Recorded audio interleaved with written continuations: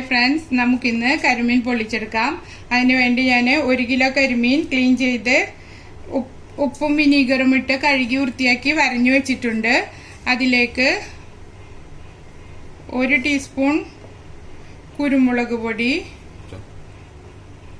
1/2 teaspoon മഞ്ഞൾ പൊടി,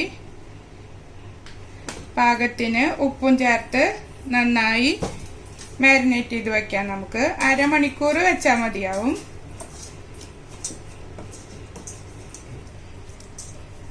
നന്നായി തേച്ച് പിടിപ്പിച്ചിട്ടുണ്ട്. ഇനി അരമണിക്കൂർ മാറ്റി വെക്കാം. നമുക്ക് അരമണിക്കൂർ വെച്ചാൽ മതിയാവും. അത് അല്ലെങ്കിൽ 1 മണിക്കൂർ, അതിൽ കൂടുതൽ വെക്കേണ്ട ആവശ്യമില്ല. ഒരു ചെറിയ നെല്ലിക്ക വലുപ്പത്തിലുള്ള വാളംപുളി നമുക്ക് കുതിരാൻ വെക്കാം.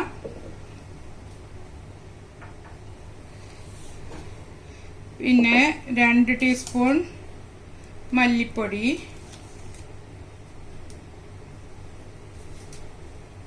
1/2 ടീസ്പൂൺ കുരുമുളക് പൊടി, 1/2 ടീസ്പൂൺ മഞ്ഞൾപ്പൊടി, 1/2 ടീസ്പൂൺ മുളക് പൊടി. എരിവ് നിങ്ങളുടെ ഇഷ്ടത്തിന് കൂട്ടുകയോ കുറയ്ക്കുകയോ ഒക്കെ ചെയ്യാം. ഞാനിവിടെ സാധാരണ എരിവ് വളരെ കുറവാണ് ഉപയോഗിക്കാറ്. ഇത് കാശ്മീരി മുളക് പൊടിയാണ്. കുറച്ച് വെള്ളം ഒഴിച്ചിട്ട് നമുക്ക് കുതിർത്തെടുക്കാം.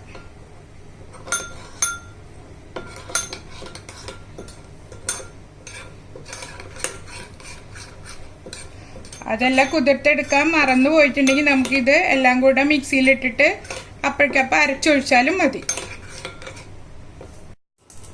ഫിഷ് ഫ്രൈ ചെയ്യാൻ വേണ്ടി പാൻ വെച്ച് ചൂടാക്കിയിട്ടുണ്ട്. അതിലേക്ക് പാകത്തിന് ഓയിൽ ഒഴിച്ചു കൊടുക്കാം. ശേഷം നമുക്ക് ഫിഷ് ഇട്ട് ഫ്രൈ ചെയ്തെടുക്കാം. ഫിഷ് ഇട്ട് നമുക്ക് ഫ്രൈ ചെയ്തെടുക്കാം.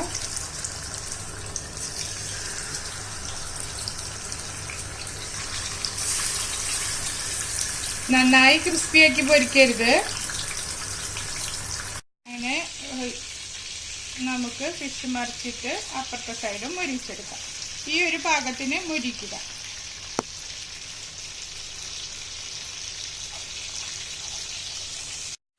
ഫിഷ് എല്ലാം ഫ്രൈ ചെയ്തെടുത്തിട്ടുണ്ട്. ഇനി നമുക്ക് മസാല ഉണ്ടാക്കാൻ തുടങ്ങാം.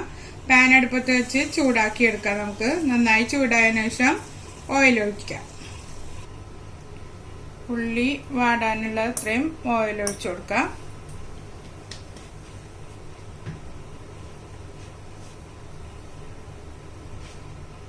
ചൂടായതിലേക്ക് 4 വലിയ സവാള നീളത്തിലരിഞ്ഞത് ചേർത്ത് കൊടുക്കാം. കാരണം നമുക്ക് ഫിഷിൽ നന്നായി പൊതിഞ്ഞിരിക്കാനുള്ള അത്രയും മസാല വേണം. അതിലേക്കൊരു 15 ചുവന്നുള്ളി അരിഞ്ഞതും ചേർത്ത് നന്നായി ഇളക്കി കൊടുക്കാം.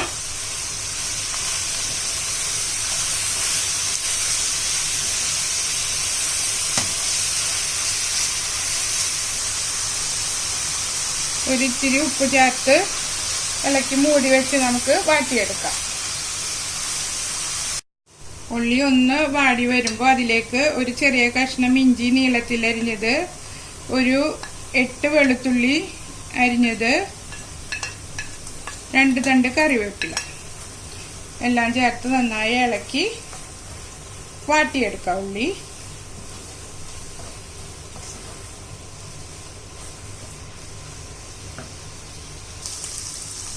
സവാള വാടി വന്നിട്ടുണ്ട്. അതിലേക്ക് നമുക്ക് മസാല കുതിർത്ത് വെച്ചത് ഇട്ട് കൊടുക്കാം.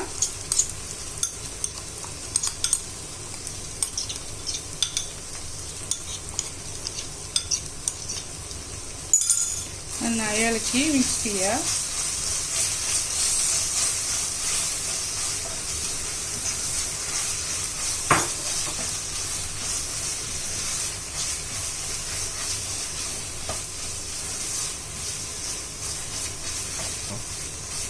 പച്ചമണം മാറി വരുന്നവരെ നമുക്ക് വഴറ്റി കൊടുക്കാം.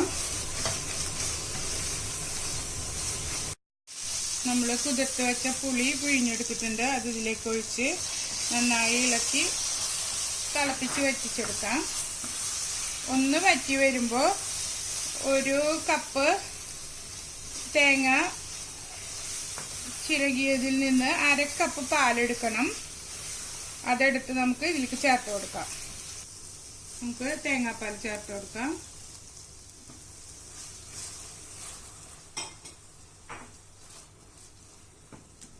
തേങ്ങാപ്പാൽ ചേർത്ത് ഈ പാല് മുഴുവൻ വറ്റി ഇതിൽ പെരണ്ടിരിക്കുന്ന പരുവത്തിലായി കിട്ടണം. ഉപ്പ് നോക്കിയിട്ട് ചേർത്ത് കൊടുക്കുക. എരിവ് കുറവുണ്ടെങ്കിൽ ഈ സമയത്ത് ചേർത്ത് കൊടുക്കാം. ഉപ്പ് ലേശം കുറവുണ്ട്, ഞാൻ കുറച്ചുകൂടെ ഉപ്പ് ചേർത്തിട്ടുണ്ട്.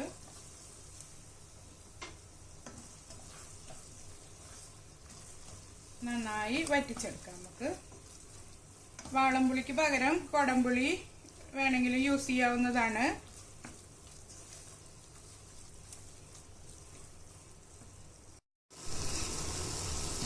മസാല റെഡി ആയിട്ടുണ്ട്. ഇനി നമുക്ക് ചൂടാറാനായിട്ട് മാറ്റി വെക്കാം. ആ സമയം കൊണ്ട് നമുക്ക് വാഴയില വാട്ടിയെടുക്കാം.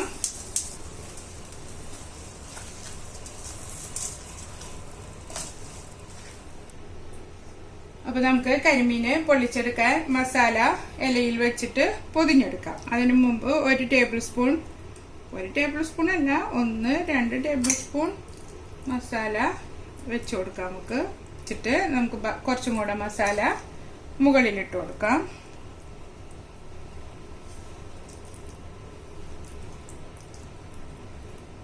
ഇങ്ങനെ എല്ലാ ഭാഗത്തേക്കും സ്പ്രെഡ് ചെയ്ത് വെച്ച് കൊടുത്തിട്ട്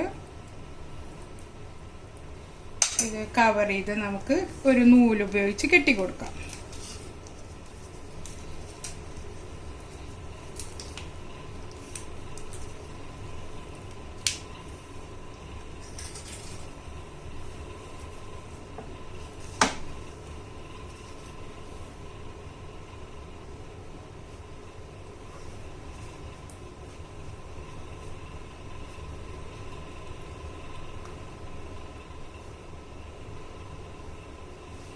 ഇനി ഇപ്പുറത്തെ സൈഡിലേക്ക് കവർ ചെയ്ത് വെച്ചിട്ട് നമുക്ക് കട്ട് ചെയ്യാം.